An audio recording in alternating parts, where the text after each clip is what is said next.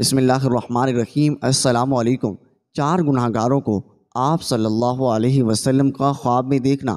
حضرت سمرہ بن جندب رضی اللہ تعالی عنہ کا بیان ہے، جناب نبی کریم صلی اللہ علیہ وسلم اکثر اپنے اصحاب سے دریافت فرمایا کرتے تھے، کیا تم میں سے کسی نے کوئی خواب دیکھا ہے؟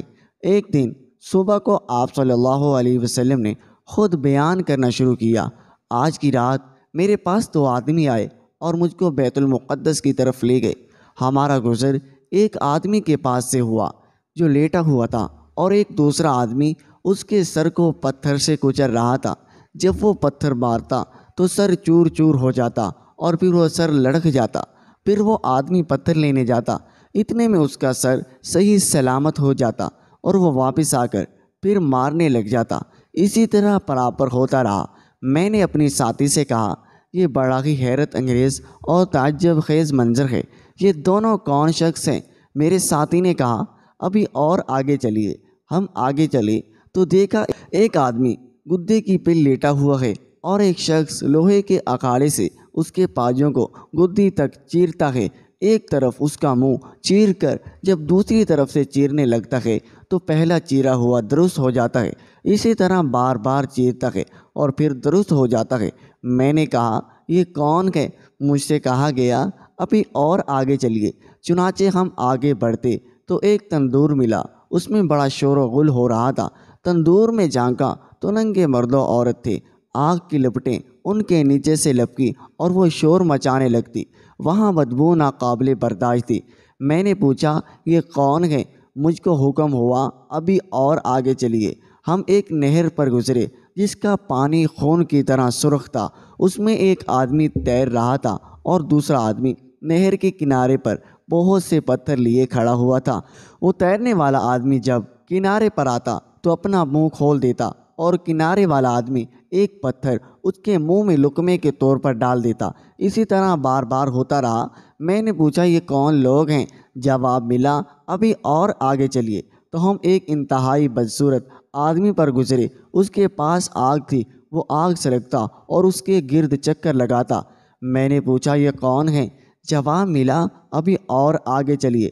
ہم آگے بڑھتے تو ایک سرسبز شاداب باغ پر گزرے اور باغ کے بیچ میں ایک دراز قد کے شخص کے گرد بہت سے بچے تھے۔ میں نے ان بچوں کو بھی نہیں دیکھا تھا۔ میں نے پوچھا، یہ کون لوگ ہیں؟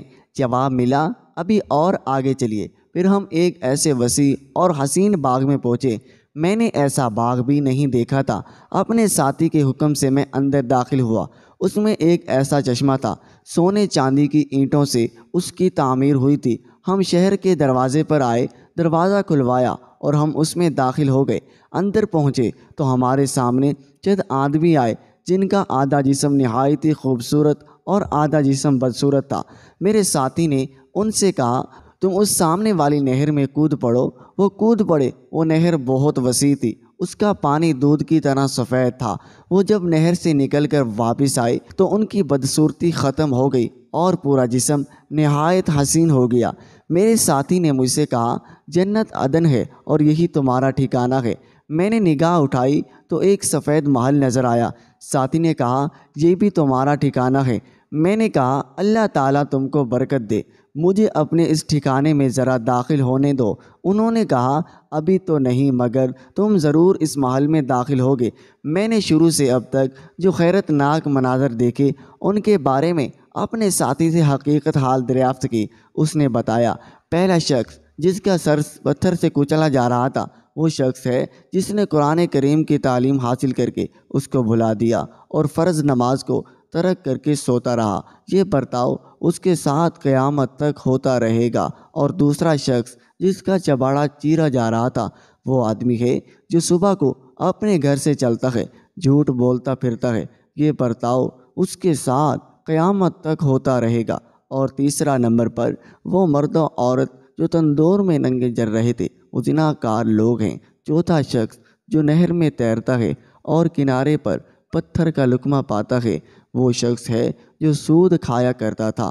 پانچواں شخص جو آگ سلگ رہا تھا وہ دروغہ جہنم ہے۔ چھٹا آدمی جو باغ میں نظر آیا وہ حضرت ابراہیم علیہ السلام ہیں۔ ان کے گرد وہ بچے جن کی موت فطرت پر یعنی اسلام پر ہوئی، وہ ساتواں قسم میں لوگ جن کا آدھا جسم خوبصورت اور آدھا بدصورت ہے، وہ لوگ ہیں جنہوں نے نیک اعمال کے ساتھ برے اعمال بھی کیے ہیں، مگر ان کو رحمت نے اپنے دامن میں لے لیا اور برائی کا داغ صاف ہو گیا۔